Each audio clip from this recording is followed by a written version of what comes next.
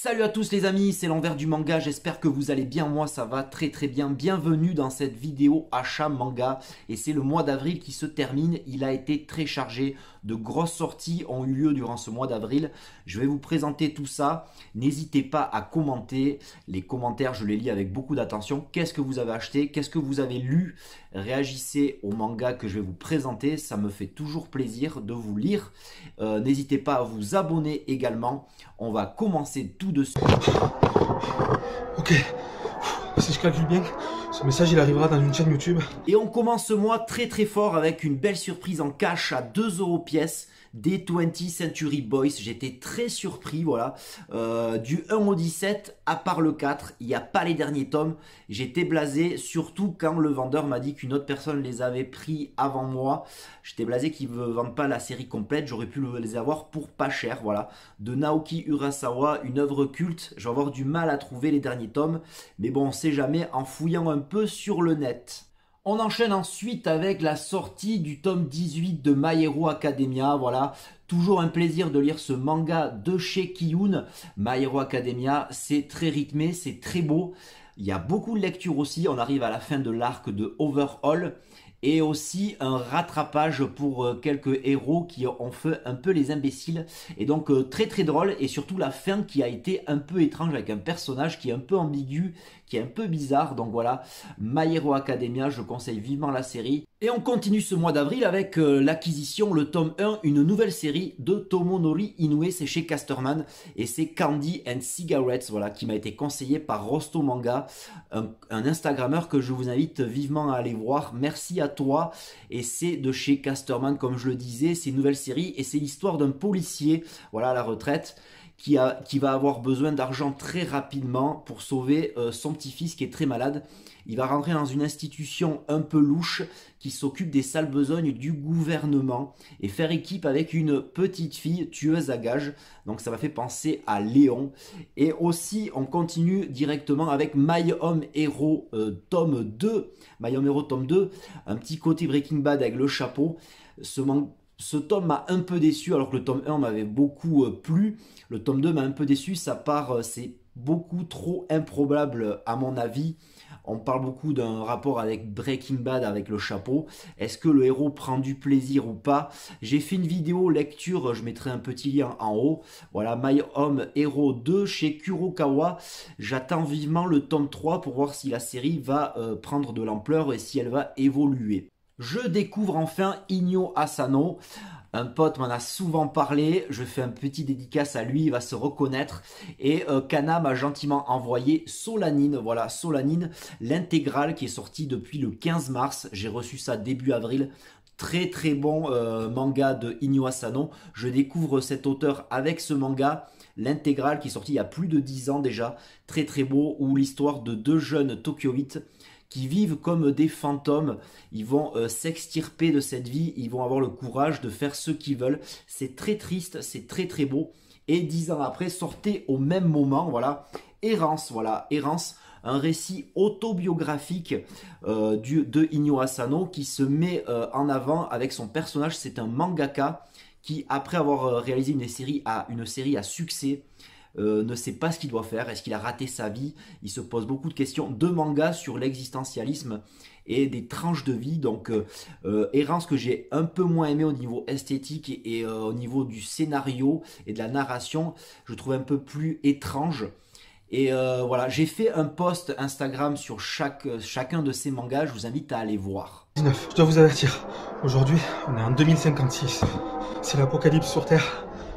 Et oui, comme tous les 2 mois, ben, c'est Kingdom, on reçoit 4 volumes quand on est abonné, et là c'est cool. J'ai quand même progressé, au lieu de mettre un jour à lire les 4 tomes, j'ai mis 2 jours. Il faut attendre encore 2 mois. La box 2 avec des ex-libris, des posters. Quand vous êtes abonné, c'est toujours aussi cool chez Meian.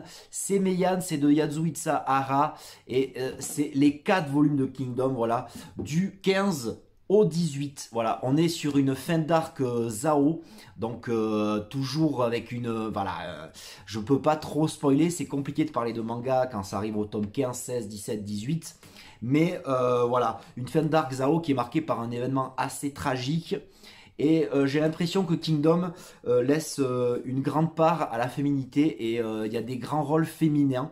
Je trouve ce manga très intéressant. Il n'y a pas de gros boobs et tout ça, mais c'est le travestissement. Les femmes sont obligées de se travestir pour arriver au pouvoir. Et notamment quelques personnages féminins qui ressortent. Voilà, ça c'est cool.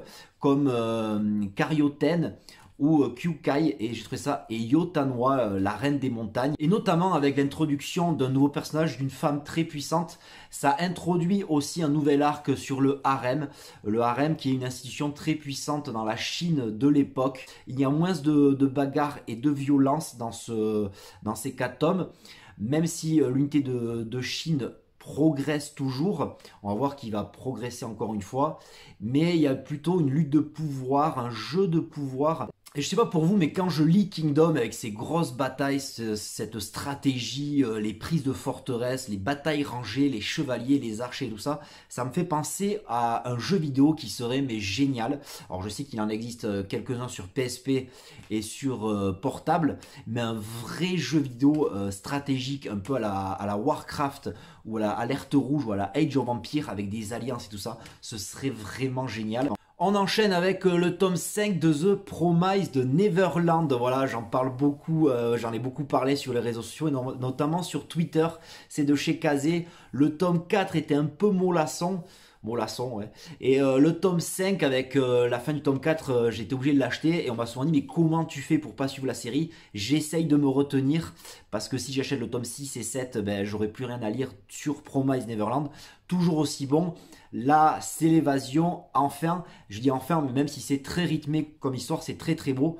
Et donc voilà, The Promised Neverland, tome 5, je conseille vivement. J'ai découvert cette série il n'y a pas très longtemps, donc je rattrape un peu mon retard petit à petit. On enchaîne avec le bateau de Thésée de chez Vega, et série que j'adore. Voilà, j'adore le bateau de Thésée, et c'est de Toshiya Higashimoto. Voilà, une histoire de voyage dans le temps. Ça me fait penser un peu à Erased, où un jeune homme qui a subi toute sa vie la pression parce que son père, une pression énorme parce que son père est présumé coupable d'un atroce, d'un effroyable carnage, et donc il va se retrouver transporté des années en arrière, là où son père n'avait pas encore commis cette tragédie, et donc il va essayer de changer son destin. C'est chez Vega, c'est très très bien. Voilà le tome 2, sans spoiler, parce que là vraiment si je vous parle de voyage dans le temps et tout, de l'histoire, ça va spoiler. Je conseille vivement, c'est très très beau. Mes miniatures de vidéo achat sont en rapport avec un manga qui a marqué le mois, ou qui m'a marqué dans le mois en cours. Et comme vous avez pu le constater, aujourd'hui dans cette vidéo d'achat, on va parler de Berserk. Et Berserk que j'avais lu il y a très longtemps, jusqu'au tome 10. Attends, pause. Là, t'es en train de me dire que t'as lu Berserk jusqu'au tome 10. Donc, c'est le moment où Griffith se fait libérer de sa putain de prison. Et tu t'es arrêté à ce moment-là. Tu t'es dit, oh, il se fait libérer, nanani, il va rien se passer. Putain, j'ai envie de t'en mettre une. S'arrêter au tome 10 de Berserk, c'est comme si t'allais faire les courses, tu mets tout dans le chariot, t'arrives à la caisse et tu dis, ah ben non, en fait, je prends rien. Le putain de toi, heureusement que t'as repris, hein, là, sinon, je sais pas ce que j'aurais fait. Bon, ça va quand même, t'as continué. Mais fais gaffe la prochaine fois, hein, fais gaffe. Oui, jusqu'au tome 10, donc j'ai fait l'erreur de ne pas poursuivre. J'ai abandonné la série il y a très longtemps, et justement on m'a prêté on m'a prêté toute la série il y a 2-3 ans, et donc j'avais lu jusqu'au 36. Un ami m'avait conseillé d'attendre un peu que les tomes sortent, parce que l'auteur n'est pas très régulier, voilà. Et donc avec la sortie du tome 40, je me suis remis sur le Berserk, et bien j'ai pris le 37, voilà, le 37, j'ai rattrapé mon retard, le 38, le 39 et le numéro 40 qui est sorti le 17 avril, grosse attente des nombreux fans. Je suis pas assez fan hardcore, mais j'adore Berserk. Je fais un petit coucou à Ota Culture, il a fait une très belle vidéo sur Berserk, vous pouvez aller voir sur le tome 40. Et bon, le tome 40, je l'attendais quand même avec impatience, parce qu'il se passe quelque chose avec Guts et Casca, sans spoiler évidemment, et c'est un nouvel arc qui s'ouvre depuis quelques tomes, donc c'est toujours aussi beau. Voilà, Casca, elle est représentée dans ce manga, mais elle est magnifique, c'est toujours aussi beau. Kentaro Miura nous sait jouer avec nos sentiments et c'est teasé, donc ça c'est cool. Berserk que je conseille vivement. Le tome 41 sortira peut-être dans 2-3 ans, je ne sais pas encore. Mais voilà, Berserk c'est vraiment du très bon manga seinen. En même temps que Berserk sortait de chez Glénat, voilà, du Furio. Et oui, du Furio en 2019. Le Furio, c'est quoi? C'est de la baston entre collégiens, des mecs surdimensionnés qui font plus que leur âge, des Bosozoku, des gangs de motards. Ça me fait penser un peu à Worst ou à Rakai Blues ou à Young GTO. Et sortait une nouvelle série qui marche très bien au Japon. Et c'est Tokyo Revengers. Voilà, j'adore le titre, Tokyo Revengers. Petit dédicace à Furio Gang sur Twitter. J'en ai fait une vidéo, donc voilà, encore du voyage dans le temps. C'est un personnage qui a une vie un peu merdique et qui va se retrouver 12 ans en arrière et qui va transformer sa vie. Il n'y a pas que ça. Je vous invite à aller voir ma vidéo, je mettrai un petit lien en haut. Voilà, Tokyo Revengers de chez Glénat. Merci à Meian de m'avoir envoyé la box Swordsman, voilà, l'intégrale en 9 tomes de ce manoir d'aventure et d'action qui est basé sur la vie de Baek Dongzhu. Baek Dongzhu, un sabreur de légende de la Corée du 18e et 19e siècle qui va tenter de réunifier tous les arts martiaux de l'Asie de l'époque. Et donc c'est un manhwa, c'est très très beau, c'est une bande dessinée coréenne, pardon. Et donc c'est basé sur la vie de ce Miyamoto Musashi coréen. Et c'est très très beau, il y a de l'action, il y a des combats de sabre. La multiplication des personnages, voilà, m'a un peu rebuté dans le cœur du titre, voilà, entre le volume 4, 5, 6. Et j'étais un peu blasé parce que j'entendais partout sur les réseaux sociaux qu'il n'y avait pas de fin. Notamment les auteurs disent que la fin a été bâclée eux-mêmes. Et je trouvais ça un peu dérangeant, voilà, alors que je trouve qu'il y a une fin. Elle est ouverte, mais une fin. Donc je trouve ça assez sympa. Merci à Meian. J'en ai beaucoup appris sur les armes de l'époque et tout ça. Donc ça c'est cool. Je conseille vivement The Swordman. Il y a une fin et c'est très très beau. Voilà, c'est très rythmé, c'est très bien foutu. Du joli travail et toujours Meian avec une jolie box, des ex-libris et des posters. Et The Swordsman, j'en ai fait une petite vidéo unboxing, voilà, j'ai pris plaisir à la faire. Je vous mettrai un petit lien en haut. Le tome 5 de l'intégrale de Battle Royale. Voilà, Battle Royale, toujours aussi sanglant, aussi rythmé, c'est toujours aussi violent. Battle Royale, je le présente plus. Là, je peux pas évidemment parler parce qu'il y a tellement de morts que je vais vous spoiler. C'est tellement hardcore. Série en 8 tomes qui a été rééditée, je l'avais vu à l'époque. Et là, ça me fait plaisir de retrouver cette série que j'aurai dans la collection. Donc c'est très très cool. Série qui comptera 8 tomes. C'est chez Soleil Manga. Voilà, Battle Royale. Mi-avril sortait le tome 11 de Bride Stories. Voilà, Bride Stories de Kaoru Mori. Un manga seinen de chez Kiyun. Voilà, chez Kiyun. Et ce sont des tranches de vie. Ça se passe en Asie centrale. Ça nous parle de coutumes et de traditions, de mariage. Et là, on va suivre notamment l'ethnologue Smith dans ses péripéties et voilà, à chaque fois c'est très bien documenté, c'est très très bon. Et là on va parler d'appareil photo, donc j'étais surpris d'aimer ce genre de manga qui pour moi était assez féminin, mais je trouve ça tellement beau. En fait, ça nous parle des fois de la couture pendant 4 chapitres, et là ça nous parle de la photographie au début du XXe siècle. Voilà, je trouve ça impressionnant, c'est très bien documenté, c'est très beau. Voilà, c'est un des mangas les plus beaux que j'ai jamais vu. Voilà, je conseille vivement Bright Stories. Et on continue cette vidéo achat avec la découverte de Tetsuya Tsuitsui. Je ne connaissais pas, à part pour Poison City, mais ses œuvres cultes comme Prophétie et Manhole, je ne connaissais pas. Manhole, j'ai un accent de ouf. Et donc je ne connaissais pas.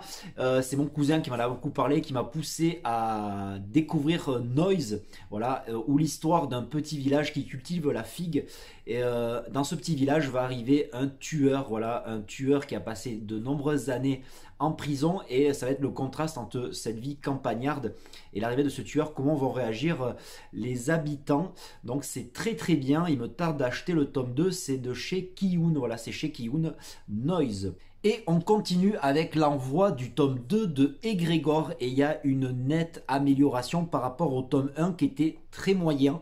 Et là, on retrouve nos personnages qui sont envoyés aux 4 coins du monde pour évoluer et pour apprendre de nouvelles techniques, et j'espère qu'ils vont se rassembler pour affronter les faucheurs, la menace dans ce monde de Egrégor. C'est de J Square et c'est de Kim Jae-won, une collaboration franco-coréenne. Voilà, c'est chez Meian qui me l'a envoyé. J'ai fait un petit post sur Instagram, je vous invite à aller voir, ça s'améliore. Il y a un petit, l'auteur retombe dans ses travers en début de manga, mais ça prévoit de bonnes choses pour le tome 3 et pour la suite de la série. C'est plus possible, il n'y a plus rien. Et ce qui a déclenché ça, c'est une connerie. Julien de la chaîne L'Envers du Manga. J'ai demandé à Kana de m'envoyer, en voyant une vidéo de Manga Corp sur Ragna Crimson, ils m'ont gentiment envoyé le tome 1 en édition limitée. Et le tome 2 que je viens juste de finir de lire. Donc Ragna Crimson, c'est l'histoire de dragons. Là où ça me dérange, c'est les dragons qui sont perçus comme très nombreux. Voilà, ils pullulent dans ce monde fantasy. C'est de la dark fantasy, Ragna Crimson. Et ça m'a un peu rebuté. Voilà, ça m'a un peu rebuté parce que les dragons ne peuvent être tués que par l'argent et par le soleil. Donc ils sont un peu vampirisés, c'est un peu comme des vampires, et ils pullulent, ils sont très nombreux. Moi je voyais le mythe du dragon comme une espèce rare et en voie d'extinction, mais bon, c'est sujet à interprétation. Et c'est l'histoire de Léo, ouais, c'est le diminutif de Léonica, une chasseuse de dragons très puissante, qui fait équipe avec Ragna qui est un boulet, et Ragna qui est maudit, parce qu'à chaque fois qu'il a été ballotté de famille en famille, les dragons ont attaqué, et il pense qu'il est maudit, parce que il survit à chaque fois, donc il est rejeté par les personnes autour de lui, et il décide de faire équipe avec cette chasseuse de dragons hyper puissante. Et il y a le background est un peu travaillé mais sans plus, et il décide de faire équipe avec cette Léo, cet enfant de 12 ans hyper puissante, pour trouver la mort. Et Léo voit quelqu'un de très puissant en lui. Donc l'équipe et le tandem est assez insolite, mais c'est bien foutu, jusqu'à qu'il y ait, attention, du voyage dans le temps. Encore une fois, il voyage dans le temps, et donc il fait des cauchemars, ce Ragna, et il se rend compte que Léo va mourir. Et l'apparition de lui-même du futur, qui va lui donner la puissance qu'il a accumulée pendant 20 ans, va sauver Léo, et il va faire équipe avec le roi des dragons ou la reine des dragons, on ne sait pas trop. C'est pas très bien expliqué. Ragna Crimson, c'est beau, c'est très bien foutu. C'est dans la narration, il y a un petit problème dans le cœur, on rappelle souvent les mêmes infos, et sans spoiler, le tome 2 part un peu en sucette au niveau des armes. Voilà, il y a des armes à feu. J'ai passé un bon moment à lire ces mangas, mais sans plus. Ragna Crimson, tome 1 et 2, voilà, à voir la suite. Et on finit ce mois d'avril avec du Vega Edition. Voilà, Vega Edition que j'adore, et j'avais trouvé sur le net, on m'avait conseillé, et notamment un autre Instagrammeur, Ikirio Kakushi Goto. Voilà, Kakushi Goto, le nom m'a interpellé, la jaquette est très très belle, et c'est autobiographique. C'est de Kuji Kumeta, et c'est l'histoire d'un mangaka. Voilà, mangaka qui produit des titres un peu olé olé. Et par amour pour sa fille, il va faire preuve d'ingéniosité, c'est très très drôle. Par amour pour sa fille, il va essayer par tous les moyens de lui cacher son métier. Donc c'est très très drôle, c'est très très beau aussi, je viens de le finir, voilà, à l'instant. Et c'est vraiment, voilà, très drôle. C'est aussi, l'auteur nous montre aussi une vision du métier de mangaka au Japon qui n'est pas très très reluisante, voilà, qui n'est pas reconnue par les habitants, par les Japonais. Donc il y a plein de petites manies que les mangaka ont. Et voilà, c'est autobiographique, donc c'est intéressant parce qu'il l'a vécu lui-même. Il le dit lui-même que c'est à 80% autobiographique. C'est une belle tranche de vie, voilà. Kakushi Goto de chez Vega, le tome 2 sortira le 16 mai, il me semble. Chez Vega, Kakushi Goto. Et voilà, c'est terminé pour cette vidéo. J'espère qu'elle vous aura plu. Dites-moi dans les commentaires, réagissez au manga que j'ai acheté. Ce sera un gros mois de mai aussi. Il y a beaucoup de sorties à venir, notamment avec le tome 5 de Akira qu'on attend tous depuis quelques mois déjà. Le tome 5 de Peleliu aussi. Il y a du One Punch Punchman, il y a du Dragon Ball Super, il y a plein de choses, il y a du Marie Gray, il y a du Shonen 7. J'espère que cette vidéo vous a plu, n'hésitez pas à commenter, comme je le disais, à liker, à partager et à vous abonner. Vous pouvez me suivre sur les réseaux sociaux, sur Instagram et sur Twitter. Je vous dis à la prochaine pour une prochaine vidéo critique, lecture, unboxing, je sais pas. Restez actifs, il y aura un gros mois de mai aussi. À la prochaine, ciao. Ok, si je calcule bien, ce message il arrivera dans une chaîne YouTube en 2019. Je dois vous avertir, aujourd'hui on est en 2056. C'est l'apocalypse sur Terre. C'est plus possible, il n'y a plus rien. Et ce qui a déclenché ça, c'est une connerie. Julien de la chaîne L'Envers du Manga, il a fait une critique négative sur Berserk. Kentaro Miura l'a vu et il s'est suicidé. Il s'est suicidé après cette critique. Derrière, ça a été l'apocalypse, l'éclipse sur Terre. Depuis décembre 2019, on n'en peut plus. C'est n'importe quoi, c'est la fin du monde. Bref, pour endiguer la chose, pour pas que ça arrive chez vous, dans votre espace-temps, il faut que Julien de la chaîne L'Envers du Manga se présente à la Japan Expo de 2019. Là-bas, il devra se trimballer avec une pancarte Free Hugs toute la journée et recevoir au minimum 10 câlins. 10 câlins pour empêcher la fin du monde. C'est rien. Alors j'espère que ce message vous arrivera et faites-le.